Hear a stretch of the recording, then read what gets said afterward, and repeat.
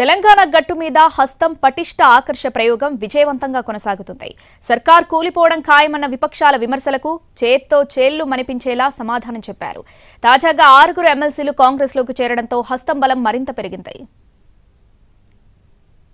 కాంగ్రెస్ ప్రభుత్వం 5 ఏళ్లు ఉండడం కష్టం, ఎప్పుడైనా కూలిపోవడం ఖాయం అని ఇటీవల బీఆర్ఎస్ బీజేపీలు విమర్శించాయి. అయితే కూల్చే ప్రయత్నం చేస్తే దాన్ని ఎలా నిలబెట్టుకోవాలో తెలుసని సవాల్ విసిరారు రేవంత్ రెడ్డి.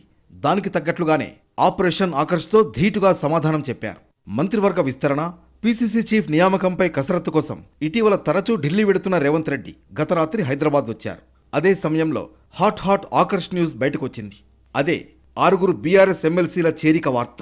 అధినేత చెవిలో గులాబీ పెట్టి అకస్మాత్తుగా టాటా చెప్పి కారు దిగిపోయి చెయ్యి అందుకున్నారు. ఢిల్లీ నుంచి రేవంత్ రాగానే ఆయన నివాసంలో కాంగ్రెస్ తీర్థం పుచ్చుకున్నారు. CM Revanth Reddy party incharge Deepadas Munshi సమక్షంలో కాంగ్రెస్ కండువా కప్పుకున్నారు. దండే విఠల్, భానుప్రసాదరావు, బుగ్గారపు దయానంద్, ఎంఎస్ ప్రభాకర్, యగ్గే మల్లేశం, బస్వరాజు సారయ్య హస్తం పార్టీలో చేరిపోయారు. తెలంగాణ శాసనమండలి విషయానికొస్తే మొత్తం సభ్యుల సంఖ్య 40. ఇందులో 2 ఎమ్మెల్సీ సీట్లు ఖాళీగా ఉన్నాయి. తాజాగా 6 బీఆర్ఎస్ ఎమ్మెల్సీలు చేరడంతో కాంగ్రెస్ బలం 12కు చేరింది. తాజా పరిస్థితులు చూస్తే ముందు సమీకరణాలు ఖచ్చితంగా మారతాయి అనిపిస్తోంది.